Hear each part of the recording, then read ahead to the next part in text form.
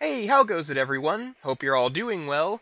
So, it's finally time for Skyrim vs. Dark Souls, aka Dark Souls vs. Skyrim, aka Chosen Undead vs. Dragonborn, because this is a Names Before series household. I was already looking forward to this episode because it was Liam's second baby, and even without that, it's two new series that I was interested to learn about. What's not to be excited for? But the more that came out about this episode beforehand, the further along it pushed my hype, and especially so with the release of Peak Music, which, yeah, I know I'm jumping the gun a little, but also shush. But as I'm sure we're all well aware, you can have all of the super exciting pre-release material that you want, and it would all amount to jack shit if it doesn't all come together well in context. And that's the big question to be answered here. So, does it? Well, let's just fire it up and see, shall we? We begin our review at, well, the beginning. The rundowns are so good. To no one's surprise, they're really well edited. Props to Parker on that one. But what really got me was how well written everything was here. To be a bit clearer, I'm not talking about the actual quality of the writing itself overall. I didn't have any doubts that that would be as good as it is. But given how lore-dense I've heard both series can be, and given how much both combatants have to work with, I was pleasantly surprised at how easy to digest and well-paced everything was. There was not a single point at which I thought that I was getting lost in any capacity, and I'm really happy about that. On top of that, the comedy's really strong this go-around, especially in Dovahkiin's analysis. Like, there were so many moments that just cracked me the hell up. My personal favorite being the payoff to Dragonborn's cutaway. Yeah, I feel you, Wiz. I'd do the same thing if I had to. That said, it can't all be Sunny D and rolling. There is unfortunately a couple of notes that I have to say against Chosen Undead's rundown in particular. The first, I'm not particularly big on the literal toilet humor, particularly because they leave the flush sound uninterrupted and it fucks with the pacing. The second thing, and I don't know if this is just me, but the animation in the cutaway felt choppier than usual, I want to say? And it's weird because it doesn't even carry over to the other cutaway or the ending, so I don't know what the disconnect is. Props for bringing in Jocelyn, though, and she even gets to have the last word in the analysis. Didn't expect it, but you'll love to see it. And you know what else you'll love to see? That fight. Good fucking gravy, man. For starters, actual voice acting, but not from the combatants themselves. Tom Schalk has a couple lines at the beginning and end of the animation as Calf and Framp, I believe I'm pronouncing that correctly, and outside of a cameo line from Liam as the Chosen Undead, every single spoken sound from either fighter consists entirely of voice clips ripped straight from their home games, and I think that's really cool. We haven't seen them take that kind of direction in a while. Another thing to note off the bat, this fight is visually gorgeous, especially in the lighting department. Between the first flame illuminating the battleground and the various effects on their spells and weaponry, everything is just beautifully done. Major props to everyone who worked in that front.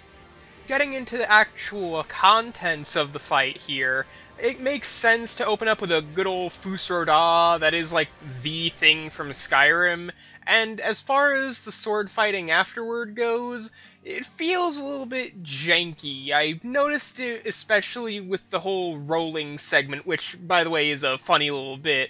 But at the same time, I don't hold it against this fight, because it feels intentional, like it's meant to just pay homage to the games that they're pulling from, so no complaints here on my end. Undead goes for Smaugh's hammer, and the resulting hit is really meaty and impactful. I love it, but my favorite bit is actually this shot of them going for the swing. Just goes to show that fighting the Dragonborn in order to decide the fate of the world is no excuse not to serve. From there they really ramp up the variety. An archery duel including the obligatory arrow in the knee joke, Dragonborn using the Soul Tear complete with the "you died" sound, a brief magic clash, and Chosen Undead just deciding to beat Dragonborn to death. All fun stuff. But then Dovahkiin summons a goddamn dragon, which is cool that they managed to incorporate in here, and takes the moment to heal. Meanwhile, Undead dies and retaliates by shooting the goddamn thing through the head. It all leads into Dragonborn calling down lightning and undead catching it to use as spears, which is a sick enough shot as it is, but then they go for an attack, and boom. My favorite shot of the entire fight. The flame burning low, the smoke left over from their clash, the residual lightning strikes, and them just laying down, winded after everything. It's just a breathtaking shot. Like, oh my god.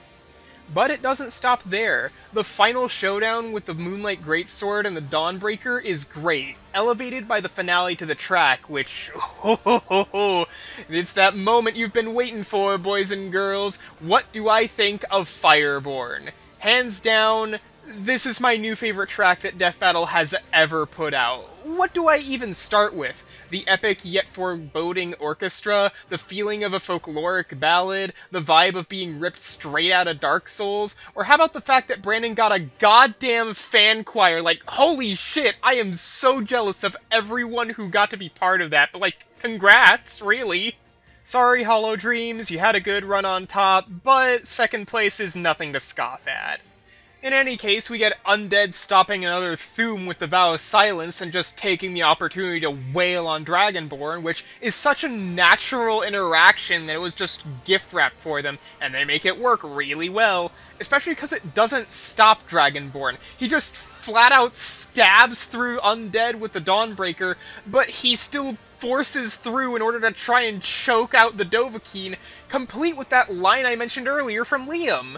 But then Dovahkiin counters with a Foos and tears through the undead, leading to what is probably one of my new favorite kills of the series, not for any level of bombast or gore, but because of just how inspired a decision it is. Frampt pleads for the undead to link the fire, which they do, but then Dovahkiin blows it away with one last Foos Rodah, causing the first flame to wane out completely and bring in the Age of Dark, thus meaning that this fight ends with both endings to Dark Souls. What? Like I said, that's a fucking inspired way to close things out. Like, holy shit. Oh, and then that conclusion. Hooey! That's what I love to see. It is so chock full of all the little details and nuances as to why this thing would work, or this wouldn't work, as to their advantages and disadvantages, and the lead-in with the lore scaling as comparing them to, like, demigods, and it all feels super meaty, more so than we're comparatively getting. Please, more conclusions like this in the future. Please and thank you. I am literally, actually begging you here. What can I even say after that except, wow.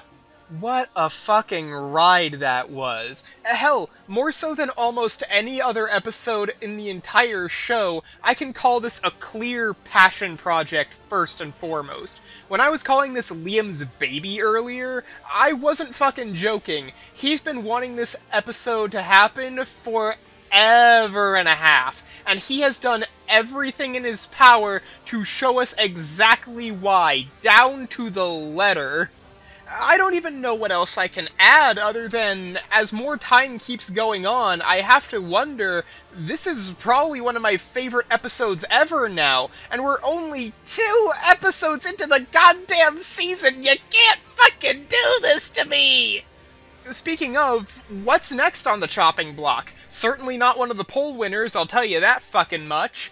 So it's gotta be some kind of surprise, right? What in the world could possibly follow?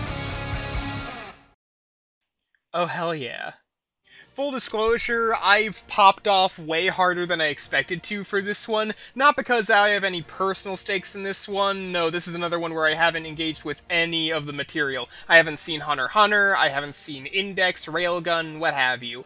I was just more interested in this than Killwa's other options, so if anything, I just feel vindicated.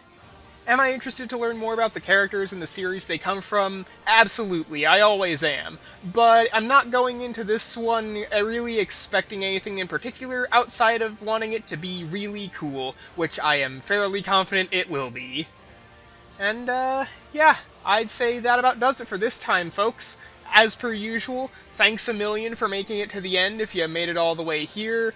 Feel free to engage with the video however you choose, you know, like, subscribe, all of that shit. And I will hopefully see all of you around for the next one. Stay safe out there, especially now, and have a good one!